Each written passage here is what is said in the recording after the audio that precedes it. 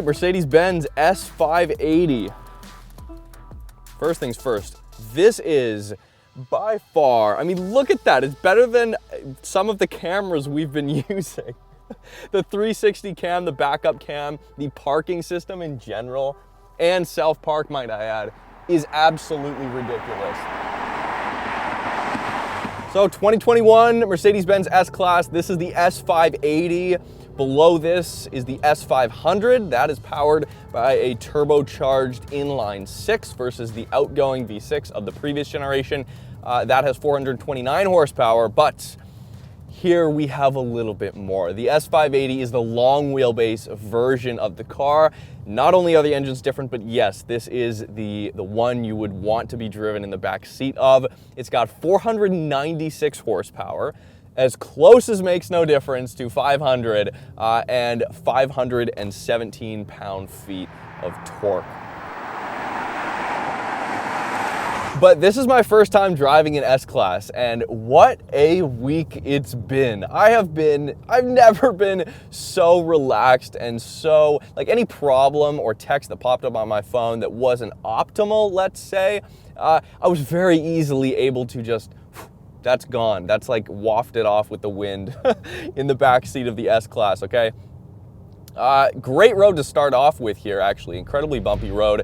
We've got the aromatic air suspension for the S-Class, and then we do have drive modes that then adjust the dampers that move in conjunction with the air suspension.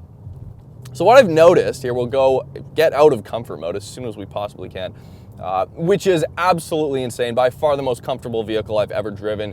Aside, maybe it would be a toss-up between this and the Wraith I drove, but we'll go into Sport Plus because why not?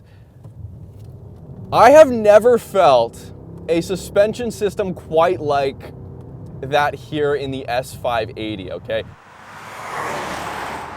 You really do feel, especially in Sport and Sport Plus, the biggest differences there versus comfort. You begin to feel all those small, little pieces of the road that aren't perfect.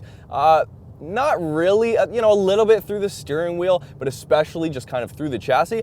But it feels like there's like a tier of separation between the air suspension that is carrying the actual weight of the car, and that is separate and feels very separate, like a separate system to that of the actual dampers, the dual chamber dampers that effectively are doing their thing. They're doing the compression and rebound that's asked of it.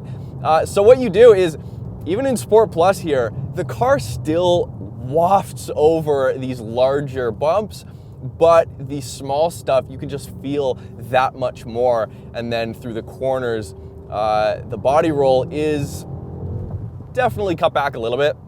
And while it is still under 5,000 pounds here, it is an S-Class.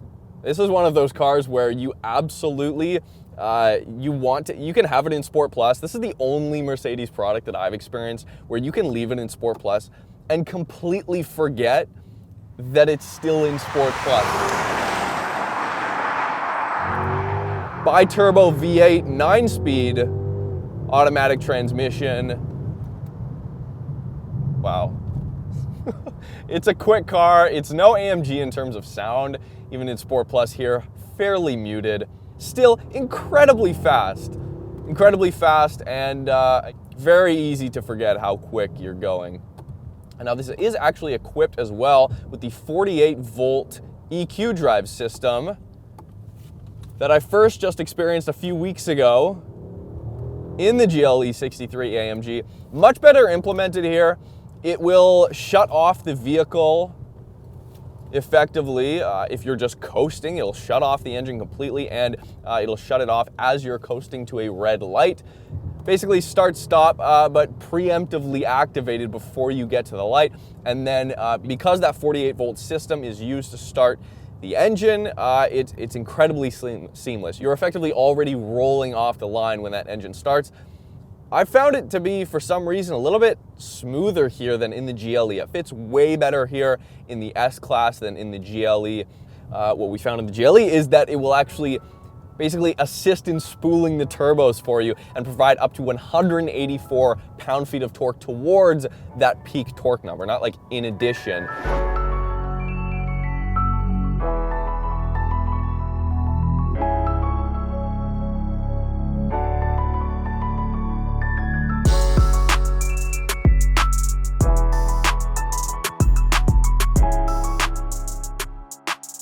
It's huge. It's massive. For the new 2021 S-Class, both wheelbases have been actually extended. Biggest change on the exterior here are these door handles that come in just like a Tesla would or some other more expensive top-tier cars, and you can just swipe your hand there to open them up. So this is one of the biggest moments for the S-Class, okay? When you look at the entire Mercedes lineup, what do we have? The A-Class, the C-Class, CLA, the E-Class, and then we have the S-Class. Now, E-Class and the CLA and all those others, they all kind of look fairly similar, but the S-Class, it's always been dominant and striking in setting itself apart in the lineup, and I think it's done a great job here. This one actually has the AMG package, which adds these kind of side vent splitters here, and then AMG goes in depth into how the air is channeled through these when they do actually open up, and then guide the air to where it's supposed to be. Now, this is a menacing car to look at. It is still just as striking as the previous one. It's different in certain ways. The grille is shaped slightly different. The headlights, not quite as distinctive as the previous ones were, but I think it's different enough, and it looks still incredibly bold here. So the rear end of the S-Class, I'm just gonna go out and say it right now, you guys. I appreciate the previous generation rear end a lot more than I do this new 2021 model. You can still see the crystals in here, in the taillights here. But as far as the taillights themselves go, doesn't this kind of resemble a CLA? The way the taillights are, doesn't this kind of resemble a CLA? I don't know, the rear end of the previous model just seemed a lot more aggressive to me, having those very long, vertical, big, just massive taillights on the back end of the S-Class that really set it apart. Now here, it's, you know, still a great looking vehicle, especially with that chrome accent that we do have here with the AMG package and as well down there at the rear diffuser. But I just think this is where it hasn't set itself, in fact, quite as far apart as it could have from, let's say, the E-Class and some of the higher tier C-Class models. 0 to 60 in about 4 seconds. Out of all the Mercedes I've driven recently, I'd argue to say the 4-liter almost feels more at home here than anywhere else. I'm sorry, can you say that again, please? I said the 4-liter feels more at home here.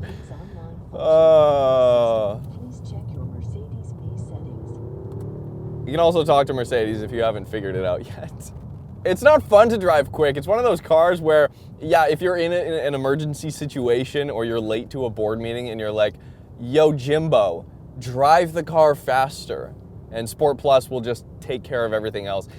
Little bit of lag, but it's very minimal. The 9-speed keeps up incredibly. If you're below 75% throttle, you don't feel the shifts. You absolutely, if you're not looking down, you will not feel the shifts whatsoever. I mean, it's huge. It's huge. It has some brake assist too. It seems to be kind of braking and steering a little bit for me, even when I'm not asking it. The S-Class absolutely does things that you don't ask of it. It kind of has a bit of a mind of its own. Unlike, that is the starkest difference between this and an AMG product, as far as I can tell. You almost don't actually even feel the beginning of the brake pedal. And of course that doesn't change in Sport Plus, but the throttle mapping does, so one of the pedals totally adequately adjusted for your driving scenario. The other still feels as if, wow, you really have to dive deep into that pedal before you get some serious braking. And this Onyx Black Metallic, oh my. So perfect In the shadows, disappears, but then in the light, oh my God. The metallic is insane. So starting price of this here in Canada, $139,000. This one spec'd here, not fully spec'd out, but close. $166,000 Canadian.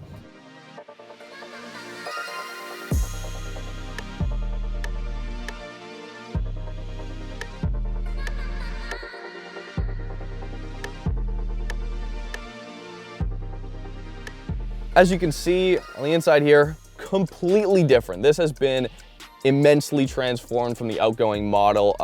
Now, my biggest question is, like, to you guys especially, do you feel like this has lost a lot of the executive feel that the S-Class is known for? Of course, here we have the brand new MBUX infotainment display. Now, it is here surrounded by this piano black. And then, of course, on the dashboard, this is kind of the standard look. It's got a gloss poplar wood finish. Looks great, I found, in highlight conditions, but in low light, it really just resembles gloss black. So in certain scenarios, it does kind of, you know, that was one of the things that took me out of the experience here.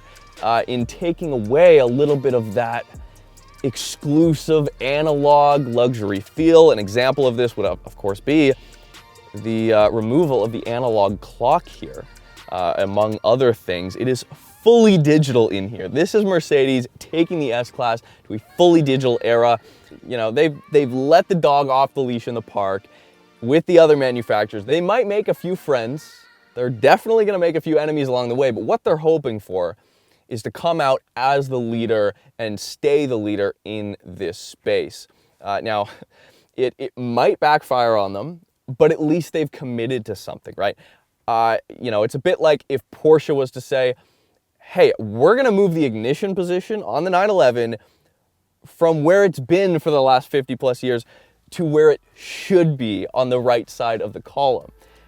If that were the case, I would imagine that 911 purists or enthusiasts might get in the car and kind of tilt their head a little bit and be like, well, where, you know, if this has changed, if Porsche's willing to sacrifice this level of brand DNA, of model DNA, what else have they changed? What else have they potentially taken away from what I love so much about the car that I've been driving for these years?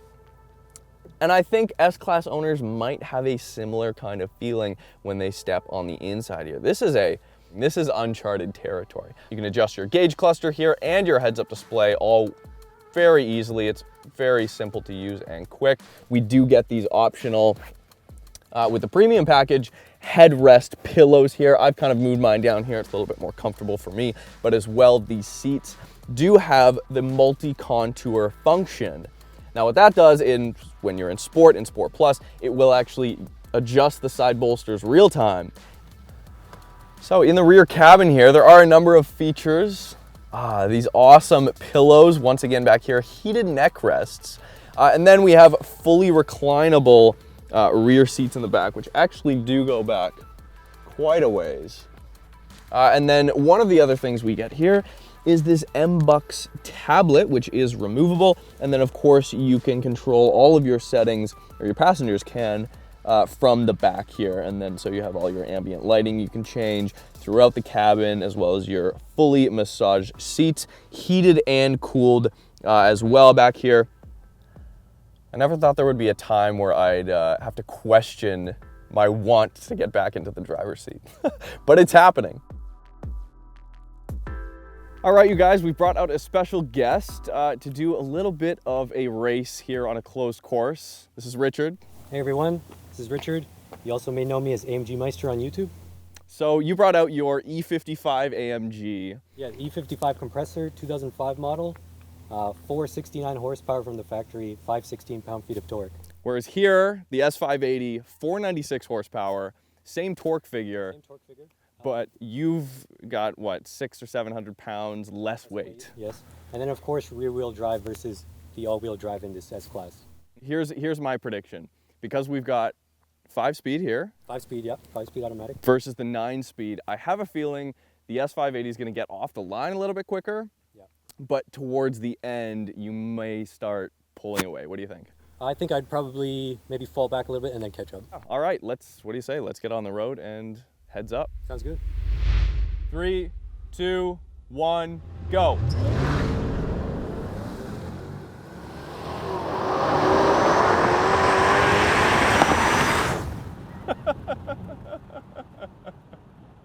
Still though, even with the spin, you weren't, like, once we started going, I was not losing you. 3, 2, 1, go.